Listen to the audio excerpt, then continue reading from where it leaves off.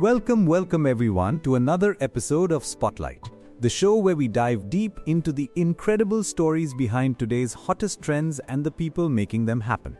I'm your host Ji-hwa, and honestly, I'm buzzing today because we have a guest who absolutely smashed it last week. You've seen her, you've shared her, you've probably tried to replicate what she did and failed spectacularly, like me. Seriously, Arin, it's such a pleasure to finally have you here. Ji-hwa, thank you so much for having me. It's great to be here. And I appreciate the kind words. But I think spectacularly failed is a bit harsh on yourself. It was tough, I'll admit. Oh, it was beyond tough. But before we even get into the main event, I have to ask, have you been caught up in the No Bate Down dance trend at all? It's been everywhere, and your moves are usually so on point, I'd imagine you'd crush it. Haha, I've seen it. It's super catchy, and the energy is infectious. I actually tried a few steps in my living room, just for fun, but I haven't posted anything. My feed has been a little occupied with other things recently, as you might know. Oh, we definitely know, and that's what we're here to talk about. Occupied is an understatement. Arin, last Wednesday you basically broke the internet. Your I Wanna Be Your Slave challenge wasn't just viral, it was legendary. But here's the kicker for anyone who somehow missed it. You didn't dance to the Maneskin song. You did a high-intensity push-up challenge. And not just any push-ups, right? This was next level. Yeah, that's right. It definitely wasn't a dance. I mean, Måneskin is amazing, and that song just has this incredible energy. I was listening to it while I was working out, and you know how it is sometimes, an idea just sparks. I thought, what if I tried to match this intensity, but in a completely different way? So the idea just came to you, it wasn't planned out for weeks. Totally spontaneous. I was in the middle of a session and the beat dropped in, I Wanna Be Your Slave, and my legs without thinking just started moving with the rhythm, like perfectly in sync. And I was doing push-ups at the time, high-intensity ones. I thought, this feels kind of cool, so I decided to film it. That's incredible. Most people struggle just doing a regular push-up, let alone maintaining perfect leg sync with a fast rock beat. But then, correct me if I'm wrong, your management had some doubts, didn't they? Oh, they definitely did. When I showed them the raw footage, or even just pitched the idea, their immediate reaction was, Arin, are you sure about this? It looks incredibly challenging. They were concerned, about the physical discipline and strength needed to keep my legs moving perfectly in sync with that really fast rock beat, while performing high-intensity push-ups. They thought it might look messy, or that I wouldn't be able to maintain the form. They questioned your physical discipline? Knowing your track record, that must have been a moment. It was a moment of, oh really, Not in an angry way, but more like, challenge accepted. I thrive on proving myself. Especially when people underestimate what I can do. For me, it wasn't about showing off, it was about demonstrating what my body is capable of when pushed, and honestly, just having fun with it.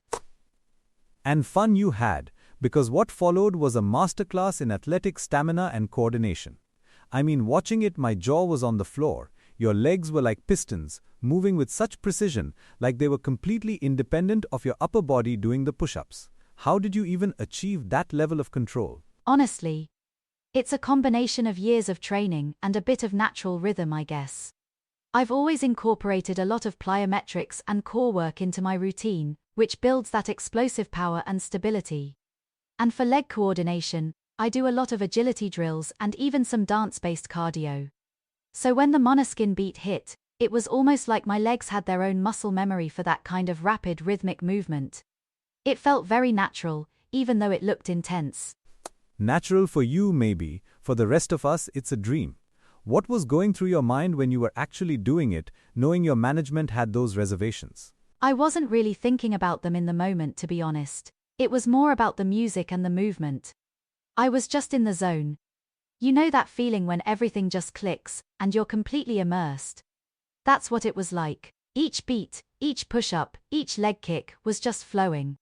But yeah, after I finished and watched it back, there was definitely a little smirk, like, see, told you I could do it. I can only imagine that smirk, and the reception has been insane. Millions of views, endless comments, people trying to do it. What's been the most surprising part of this whole viral explosion for you? Definitely how many people reached out saying it inspired them to get moving or try something new.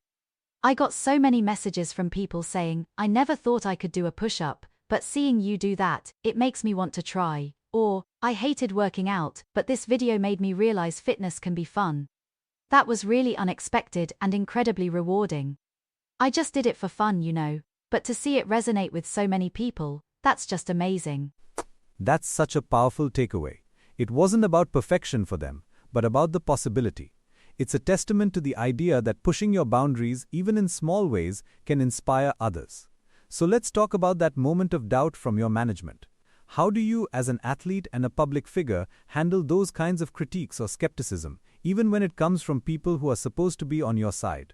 That's a really good question, Ji-hwa. It can be tough, honestly. Especially when you're passionate about something and you believe in your own capabilities. But I've learned to see it not necessarily as a personal attack, but often as them looking out for me, or from their perspective trying to mitigate risk. In this case, I knew my body, I knew my training, and I knew what I was capable of. So, instead of getting defensive, I just thought, okay, I'll show you. It became a motivator. So you turn skepticism into fuel. That's a great mindset. Can you walk us through practically what kind of routine builds up to that level of coordination and stamina? Because people are genuinely curious. They see the finished product, but not the hours, days, weeks, months of work. Absolutely. It's definitely not something that happens overnight. My routine is pretty comprehensive. I usually train 5 to 6 days a week. A typical week includes a mix of strength training, focusing on compound movements like squats, deadlifts, and of course, a lot of push-up variations, plyometric push-ups, incline-decline, diamond. Then, I dedicate specific days to conditioning, which is where the high-intensity interval training, or HIIT, comes in. Think sprints, burpees, jump rope. And for the coordination aspect, I do a lot of bodyweight exercises that challenge balance and control. Things like single-leg squats, various lunges with twists, and integrating dynamic movements into my warm-ups. And honestly, just listening to a lot of different music genres and trying to move to their rhythm, even casually, helps build that natural sync. That's a full-on commitment. You mentioned a lot of push-up variations. What's your secret to really mastering a push-up? Because so many people struggle with proper form. Form is everything. If you're struggling, don't be afraid to start on your knees, or against a wall, or even with your hands elevated on a bench. The key is to keep your body in a straight line from head to heels, no sagging hips, no piked butt. Engage your core the entire time, like you're bracing for a punch, and control the movement both down and up, don't just collapse. The eccentric, or lowering phase, is just as important as the concentric, the pushing phase. Breathing is also crucial. Exhale as you push up. Once you nail the form, then you can start thinking about speed and intensity, or adding those rhythmic leg movements. Fantastic advice. I think a lot of people will be trying that this week. And you said you did it just for fun. Is that often how your best, most viral content comes about, when you're just genuinely enjoying yourself? Almost always. I mean, I love what I do, and I take my work seriously. But the moments that truly connect, I think, are when I'm just being myself and genuinely enjoying the process. Whether it's a dance, a fitness challenge, or just sharing a piece of my day, if it feels authentic to me, it tends to resonate more.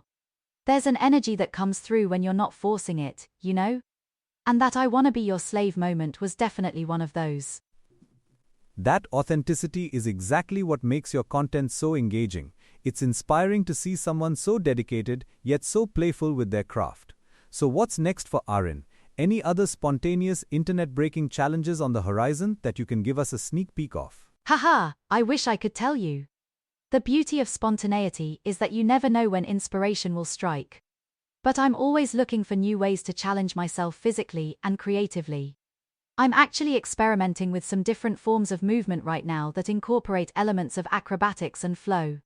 So who knows, maybe the next viral moment will involve defying gravity in some unexpected way. Keep an eye out. Defying gravity? I wouldn't put it past you. Arin, this has been such an insightful and genuinely fun conversation. Thank you for sharing your story, your training philosophy, and how you turn skepticism into absolute triumph.